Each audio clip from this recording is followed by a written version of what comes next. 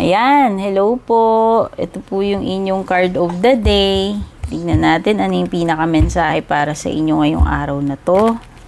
Pero ito ay timeless reading din naman po kahit kailan nyo naman po ito ma-tsempuhan. Ayan.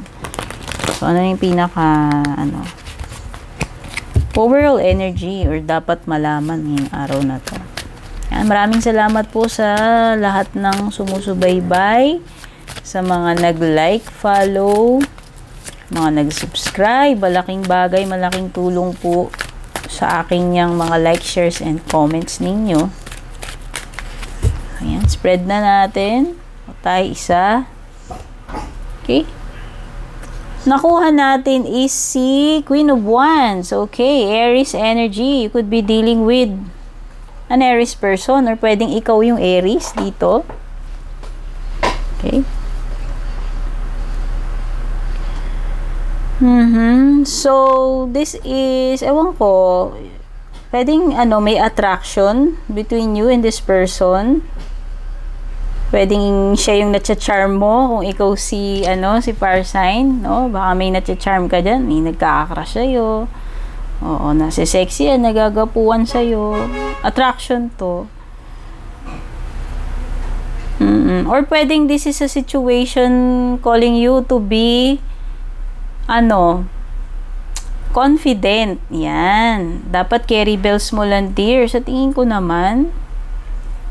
Ito kasi meron kang natural charm and confidence na pwedeng yun yung attractive about you. So, regardless, no, kahit naman hindi ikaw Aries or fire sign, pero pwedeng merong Aries or Pisces energy lang dito. Okay? Na nakaka-deal mo.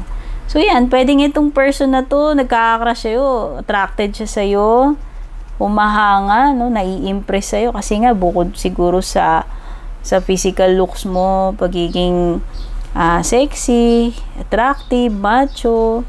Siguro na siya talaga dun sa dating mo eh. Iba siguro. Kamalakas yung dating mo, dear. Kaya yan, may nagkaka-crush sa'yo. Okay? Pero kung ikaw to, halimbawa, situation, kailangan mong magtiwala sa sarili mo. Maniwala ka doon sa sarili mong kakayahan, no? Ibig sabihin, pwedeng merong situation na kailangan na maging confident ka, kaya mong dalhin yung sarili mo.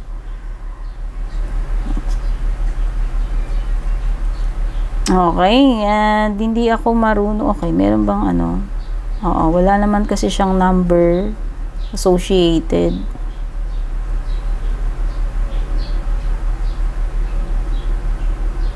Or situation na parang ewan ko, very inspired ka na ma-achieve itong goal mo. And ang ibig lang sabihin nito kapag Queen of Wands, indication na mo siya, kayang-kaya mong ma-achieve yan, kung ano man yung gusto mong yan. Kasi meron kang sa tingin ko, meron kang natural na kakayahan, charisma, yan. And bukod doon, pwedeng confident ka nga, no? So, ibig sabihin, kaya mo to. Kaya mong ma-accomplish, ma-achieve tong bagay na ito. Okay? So, may kinalaman man yan sa career, sa ibang, mga personal na, endeavors mo, no?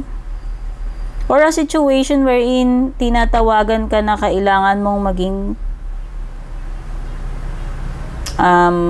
malakas yung loob, courageous,